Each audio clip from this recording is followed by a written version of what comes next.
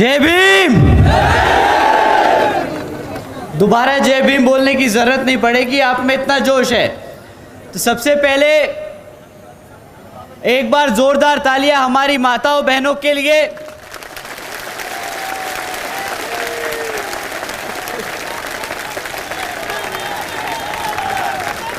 हमारी माताएं बहनें जो अपना कामकाज छोड़कर दिन का हमें यहाँ पे इतना समय निकालकर सुनने आए, आप सभी का तहे दिल से शुक्रिया अदा।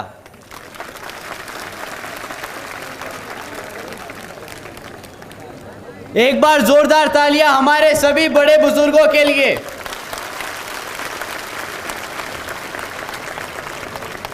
आप सबका आशीर्वाद और आप सबकी डायरेक्शन जो आप हम युवा साथियों पर कृपा करते आए हैं, तो आप सभी का भी बहुत बहुत धन्यवाद। एक बार जोरदार तालियां हमारे सभी युवा साथियों के लिए।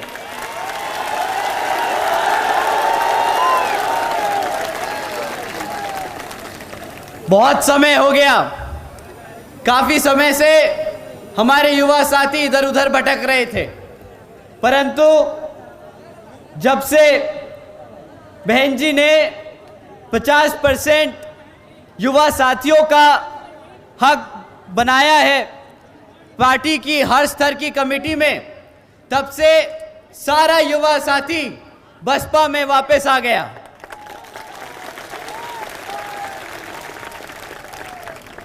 एक बार जोरदार तालियां हमारे गायकों के लिए। आप इतनी देर से हमारी पूरी जनता को मनोरंजन करते आए, तो आप सभी का तहे दिल से शुक्रिया अदा।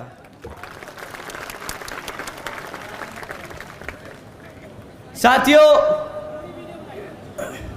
सबसे पहले मैं अपने सभी संतों गुरुओं, जिसमें खासकर महात्मा ज्योतिबा फूले, बिरसा मुंडा जी, छत्रपति शाहू जी महाराज, नारायण गुरु, तांत्या भील मामा जी, पेरियार रामास्वामी जी, बाबा साहब डॉक्टर भीमराव अंबेडकर जी एवं मान्यवर साहब श्री काशीराम जी को नमन करता हूं।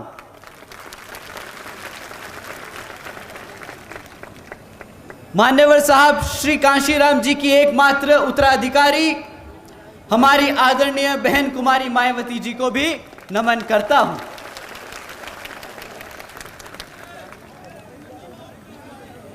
देश के सबसे बड़े प्रदेश उत्तर प्रदेश की 4 बार मुख्यमंत्री, लोकसभा व राज्यसभा की कई बार सदस्य रही आदरणीय बहन कुमारी मायावती जी, जिन्होंने अपने सभी एससी, एसटी, ओबीसी एवं अल्पसंख्यक समाज के साथ साथ सर्व समाज में से गरीबों और कमजोरों के लिए अपना पूरा जीवन समर्पित किया।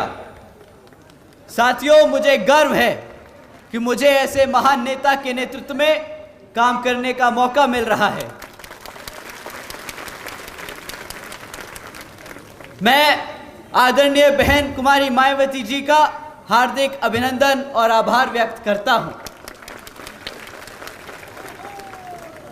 साथ ही साथ आज यहां मंच पर मौजूद हमारे सभी बड़े छोटे पदाधिकारी और सभी कार्यकर्तागण का भी मैं तहे दिल से धन्यवाद करता हूं कि आप सब ने इतनी मेहनत से इस प्रोग्राम को सफल बनाने में अपना पूरा मन तन और धन लगा दिया। तो आप सभी का भी बहुत बहुत धन्यवाद। साथियों, मैं अपनी बात शुरू करने से पहले बाबा साहब डॉक्टर भीमराव अंबेडकर जी की एक बात बताना चाहूंगा। जब बाबा साहब डॉक्टर भीमराव अंबेडकर जी ने संविधान लिखना चाहा, तो वो उन्होंने इस मंशा से लिखना चाहा कि वो एक समता मूलक समाज की स्थापना करना चाहते थे। उन्होंने लोकतंत्र की कुछ इस तरह व्याख्या की थी। मैं अंग्रेजी में बोलूंगा, उसके बाद इसको हिंदी में समझाऊंगा। A form and a method of government whereby revolutionary changes in economic and social life of people are brought about without bloodshed। साथियों, बाबा साहब के विचारों का भारत कुछ इस तरह होता। साथियों, जहां पर स्कूलों में बच्चों के बीच भेदभाव ना हो, वैसा है बाबा साहब के विचारों का भारत। साथियों, जहां पर महिलाओं पर अत्याचार ना हो, वैसा है बाबा साहब के विचारों का भारत।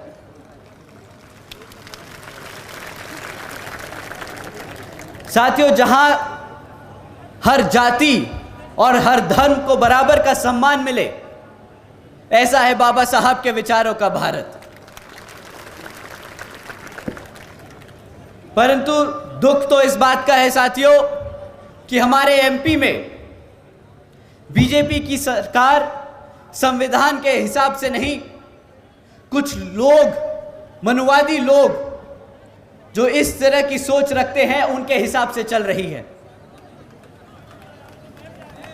साथियों, आप सब श्रीमती भारती कसडेकर जी के बारे में जानते हैं कि किस तरह उनके परिवार के साथ, उनके परिवार के 5 सदस्यों के साथ यहाँ पे बेदर्दी से उनके 5 सदस्यों की हत्या कर दी गई थी। साथियों, हैरानी की बात यह नहीं कि उनके परिवार के 5 सदस्यों की हत्या कर दी गई। यहाँ पर हत्या होना अब आम बात हो गया है। परंतु हैरानी की बात यह है कि जब भारती जी 200 किलोमीटर पैदल चलकर अपने ही जाति के गवर्नर जी से मिलने आई, मदद मांगने आई, तो गवर्नर साहब ने उनसे मिलने से ही इनकार कर दिया। साथियों, इस मनुवादी सोच रखने वाली सरकार में लोग ऐसे हैं कि चाहे उनकी जात और धर्म आपसे मिलती हो, परंतु उनकी सोच आज भी उन मनुवादी लोगों की तरह है। साथियों, जिस सरकार में अपने ही समाज के लोग मदद करने से इनकार कर दे, वो सरकार के बारे में आप सब बखूबी जानते हैं। साथियों, आप लोगों ने रामजी लाल अहिरवार के बारे में भी सुना होगा कि किस तरह दो मनुवादी सोच रखने वालों ने उनकी मार मार के पीट पीट कर हत्या कर दी। और किस बात पर उनकी हत्या कर दी? इस बात पर कि उन्होंने उन्हें माचिस देने से इनकार कर दिया। साथियों, यह शासन है इस बीजेपी की सरकार का, जहां पर हमारे समाज बिल्कुल भी सुरक्षित नहीं। अभी 8-10 दिन पहले की बात है, आप सबने सुना होगा कि किस तरह एक 15 साल की बच्ची का बलात्कार कर उसे उज्जैन की सड़कों पर फेंक दिया मरने के लिए। साथियों, ये सिर्फ कुछ घटनाएं हैं उन 16,900 में से, जिनके आज भी परिवार उस दर्द से गुजर रहे हैं जिसका मैं दुख शब्दों में बयान नहीं कर सकता। साथियों, इन कांग्रेस और बीजेपी वालों की अगर मैं दोनों शासनकाल के दिन मिला दूं, तो हमारे समाज के खिलाफ अत्याचारों की घटनाओं के किस्से इनके शासनकाल के दिनों से भी ज्यादा हो जाएंगे। पर साथियों, अब समय आ गया है इन सब को उल्टा जवाब देने का। कमलनाथ जी और शिवराज जी को बताने का कि हम पिछले 5 साल में कुछ भी नहीं भूले हैं, और अब जब आप हमारे बीच में आएंगे तो हम आपको बता बता के याद दिलाएंगे कि किस तरह हमारे 16,000 से ज्यादा परिवारों के साथ जो अत्याचार का हुआ है, उसका बदला हम यहां मध्य प्रदेश की हर एक विधानसभा पर बसपा का परचम लहरा कर लेंगे।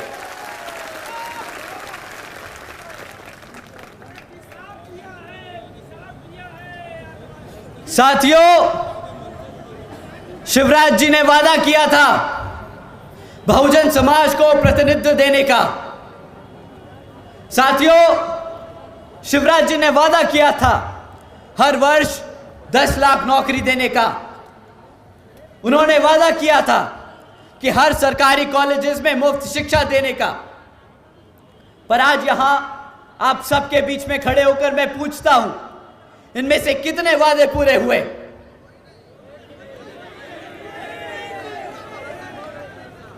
साथियों, वादे तो पूरे करे नहीं, पर उन्होंने पिछले 2.5 साल में बहुत काम करा है, बहुत काम किया है, बहुत मेहनत करी उन्होंने। वो भारत में अपने मध्य प्रदेश को अव्वल नंबर पे लेके आए हैं। आप लोगों को पता नहीं, मैं बताता हूं। शिवराज जी की सरकार नंबर 1 पहुंच गई पूरे भारत में हमारे बुजुर्गों पे अत्याचार करने में। शिवराज जी ने अपनी सरकार को नंबर 1 बना लिया हमारे SC, ST, OBC एवं अल्पसंख्यक समाज को पे अत्याचार करने में। साथियों, शिवराज जी ने नंबर 1 बना दिया MP को हमारी बहन बेटियों पर अत्याचार करने में। और ये मैं कोई अपने मन से, दिल से कोई मनगढ़ंत कहानियां नहीं बता रहा हूं। ये सरकारी डेटा बोलता है कि इनके शासनकाल में कितना अत्याचार हुआ है हमारे सर्व समाज पर। अभी हमारे भाई बोले यहां पे कि आदिवासी समाज पे मूता है। साथियों, आदिवासी समाज नहीं, सारे सर्व बहुजन समाज पे इन्होंने मूता है।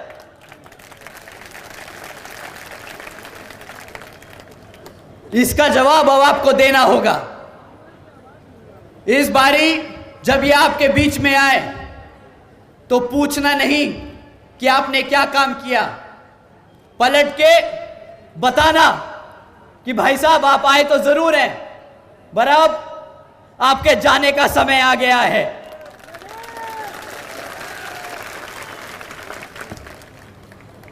साथियों, इन्हीं मामलों पे जब जनता ने इनके गृह मंत्री से सवाल किया कि भाई आपके प्रदेश में इतना क्राइम क्यों बढ़ रहा है, तो उनके गृह मंत्री पलट के जवाब देते हैं कि भाई हमारी पुलिस 24 घंटे काम कर रही है, इसलिए वो सारा क्राइम रिकॉर्ड कर रही है।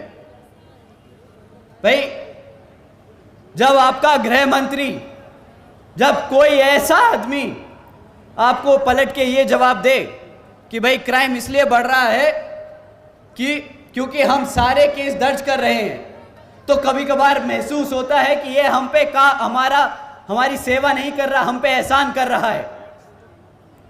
साथियों, या तो वो आदमी हम पर एहसान कर रहा है, या जो आदमी ऐसा जवाब दे वो बिल्कुल ही निहायती बेवकूफ और गधा आदमी है।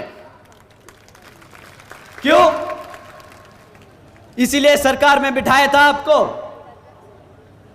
आज जनता पूछेगी, चुनाव आ रहा है, पूछेगी कि पुलिस को सिर्फ रिकॉर्ड रखने के लिए रखा था या फिर हमारी जनता को, हमारे समाज को बचाने के लिए रखा था। साथियों, चाहे जो भी बात रही, अगर कोई व्यक्ति ऐसा जवाब दे जो उस पद पर बैठता है, तो उस आदमी को उस पद पे बैठने का कोई हक नहीं। और जो मुख्यमंत्री ऐसे आदमी को अपने पद में बैठने दे, उस मुख्यमंत्री को सरकार चलाने का कोई हक नहीं।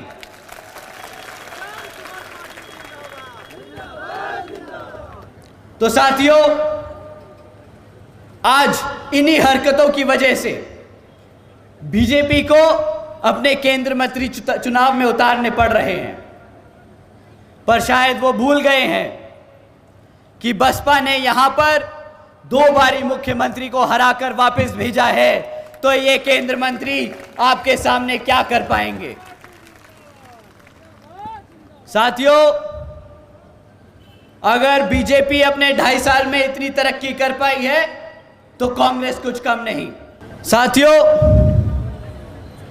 कांग्रेस इतने सालों से यहां पर सरकार चलाती आई है, पर जब आप उनसे पूछेंगे कि भाई चुनाव आ रहा है, आप अपने काम बताइए कि आपने करा क्या इतने सालों तक, तो वह आपके सामने आके एक मैनिफेस्टो खड़ा कर देंगे कि हम अगर सरकार में आएंगे तो ये 1, 2, 3, 4 काम करके दिखाएंगे। साथियों, जो पार्टी सत्ता में रह चुकी हो वो आगे आने वाले 5 सालों के लिए काम ना बताए कि क्या करके दिखाएगी, बल्कि आपके आके बीच में बताए कि इतने सालों तक जब आपको सत्ता में आसीन रखा तो आपने हमारे समाज के लिए क्या किया। और हाँ साथियों, जब आप उनसे ये पूछेंगे कि भाई जितने सालों से जब आप राज कर रहे थे तो हमारे समाज के लिए क्या किया, चुप्पी साथ जाएंगे, घबरा जाएंगे, पसीना छूटेगा, क्योंकि हकीकत तो यह है साथियों कि उन्होंने भी इतने सालों तक आप ही का वोट लिया और आप ही पे राज किया, परंतु आज तक आपको वही रखा नीचे दबाकर जहां पे आप हमेशा से थे। जब आप उनसे इनके कामों की सफाई मांगेंगे तो वो आपको भटकाने के लिए क्या करेंगे, वो बोलेंगे कि भाई तुम किसको वोट दोगे, बीजेपी तो ऐसी है, दूसरा विकल्प क्या। जब आप जवाब देंगे कि बीएसपी दूसरा विकल्प है, बीएसपी अपनी असली पार्टी है, तो वो आपसे बोलेंगे कि भाई बीएसपी तो बीजेपी की बी टीम है। साथियों, जिनके पास काम नहीं होता बताने को, वो यही बेतुके बयान बांटते रहते हैं, बोलते हैं बीएसपी तो बीजेपी की बी टीम है। उनसे बोलिए कि आप हमें ये ना बताएं कि बीएसपी क्या है, हमें पता है हमारी बहन जी ने यूपी में क्या किया है, आप अपने काम बताएं।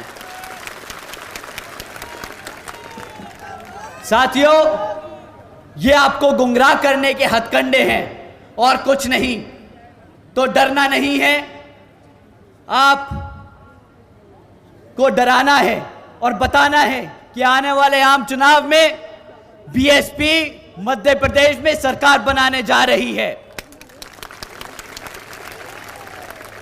और जब आप ये बोलेंगे, क्योंकि उन्हें डर लगता है कि जिस तरह से हमारे एससी, एसटी, ओबीसी एवं अल्पसंख्यक समाज के साथ साथ सर्व समाज में से गरीबों और कमजोरों को के वर्ग उसी इज्जत और सम्मान से जिए जिस तरह से हमारे वो साथी लोग बसपा के राज में यूपी में जिए थे। इसलिए ये आपसे घबराएंगे जब आप बोलेंगे कि हम बीएसपी को वोट डालने जा रहे हैं। साथियों, आज जब बहन जी की सरकार को लोग याद करते हैं तो उन्हें याद आता है वो समय जब बहन जी ने महामाया गरीब बालिका आशीर्वाद योजना चालू करी थी, जिसके तहत बहन जी ने 3,25,000 बच्चियों को 1-1 लाख रुपए देने का काम किया था। साथियों, इस योजना के तहत बहन जी ने 3,250 करोड़ से ज्यादा रुपए अपनी बच्चियों को देने का काम किया। साथियों, वो याद करते हैं समय जब बहन जी ने सावित्रीबाई फुले बालिका शिक्षा आशीर्वाद योजना के तहत 7 लाख से ज्यादा बच्चियों को 12वीं तक की शिक्षा प्राप्त करने हेतु 600 करोड़ से ज्यादा की लागत इन बच्चियों को अपने पैरों पर खड़ा कर एक उज्जवल भविष्य देने के लिए खर्ची।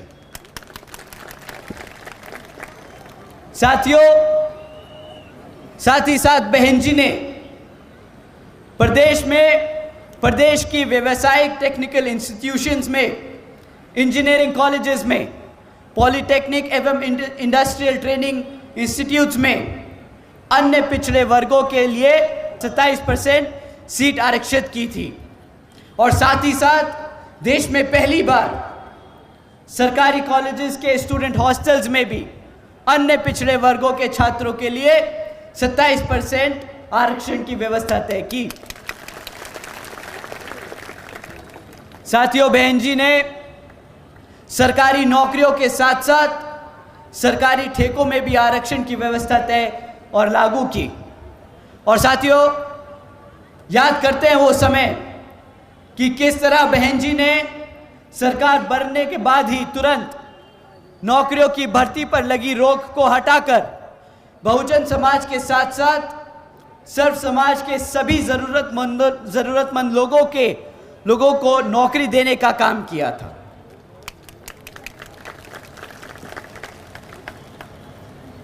साथियों, बहन जी ने कृषि एवं संबंधित कार्यों में मिनिमम वेजेस को 55 रुपए से बढ़ाकर 100 रुपए प्रतिदिन कर दिया था।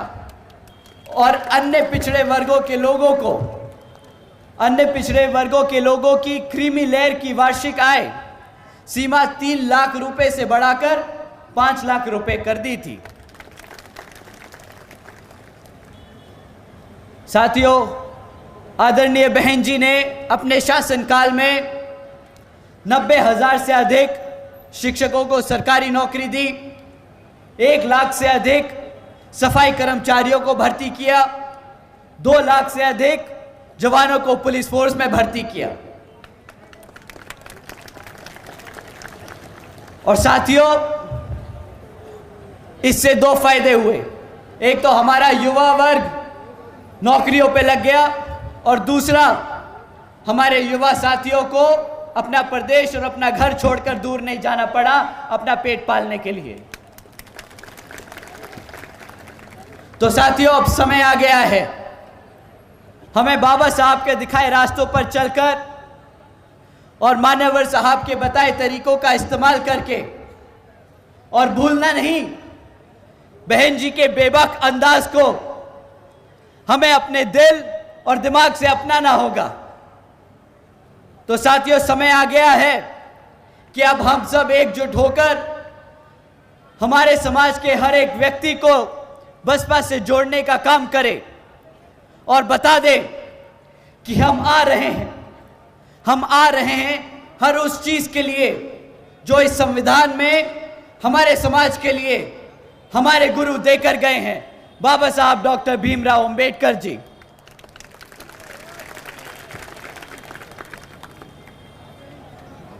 साथियों, इन्हीं कुछ बातों को ध्यान में रखकर इस बारी बीएसपी ने जीजीपी के साथ गठबंधन करने का निर्णय लिया है और यहां पर चुनाव हम मिलकर ही लड़ेंगे। तो मैं आप सभी से अपील करता हूं कि इस विधानसभा आम चुनाव में आप सब बसपा और जीजीपी को वोट डालकर यहां पर सरकार बनाने का काम करेंगे।